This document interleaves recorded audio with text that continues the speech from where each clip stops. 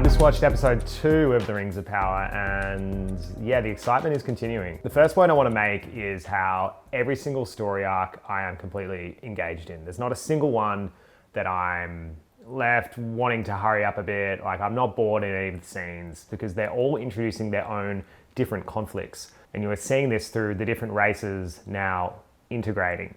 You've got men and elves in the scene with Galadriel and Halbrand, dwarves and elves between Prince Durin and Elrond, and you've got the Harfoots and this giant who I think is just regular man size. In these different interactions, you're seeing old grudges being brought up. We're getting a glimpse into how these different races perceive each other. You're seeing men stereotyping elves, dwarves holding onto grudges against elves.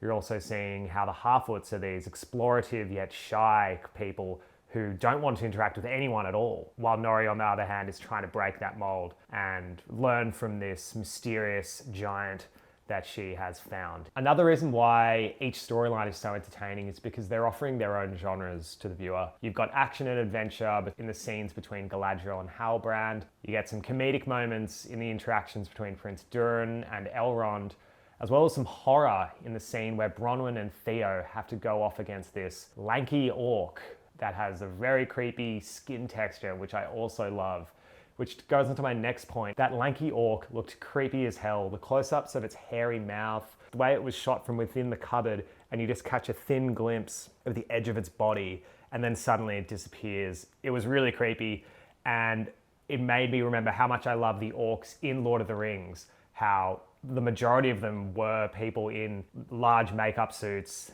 They weren't computer generated. Looks like meat's back on the menu, boys! It also had a Pan's Labyrinth vibe. You know, the guy that does this, and he's got the eyes there. Another thing I thought was incredible was the introduction of the sophisticated mind system of the dwarves in Khazad-dûm. You really felt like you were invited along with Elrond into this very secretive society that was pretty breathtaking. And I don't think we've really seen this kind of sophisticated dwarven society before. Maybe in The Hobbit somewhere, but I don't know, not on this scale. I also love how this sophistication was kind of thrown on its head when we saw this scene between Prince Durin and Elrond basically smashing rocks with a hammer while a bunch of dwarven women and men got smashed and boozed and cheered.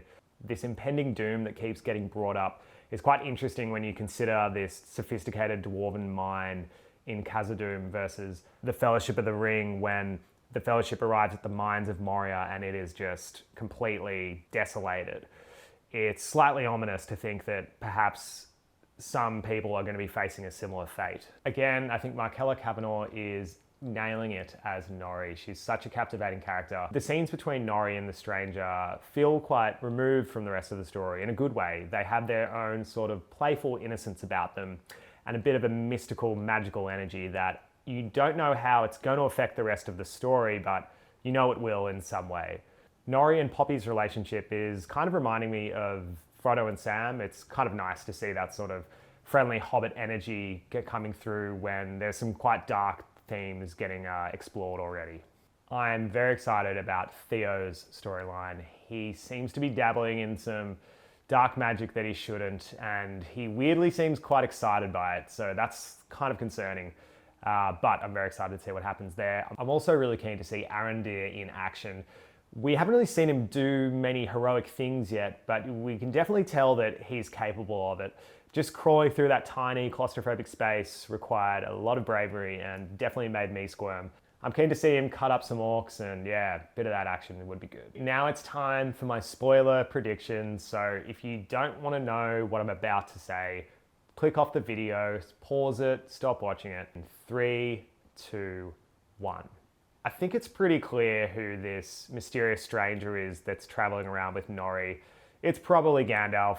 You noticed it when he's interacting with the fireflies. It's very similar to when he's playing with that moth on the top of the Tower of Orthanc in Isengard and whispering to it like, and he kind of holds it like that in a really gentle grip. There was also that scene where he stood over Nori and his cloud loomed over her. It was just like when he gets pissed off at Bilbo and kind of says, "Do not take me for a conjurer of cheap tricks." I'm also stoked that they introduced the character Celebrimbor.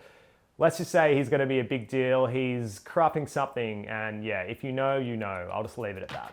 I'm not really rating these episodes, but I'm gonna give that one 9 out of 9 ring rates. That was really spectacular and I cannot wait for next week.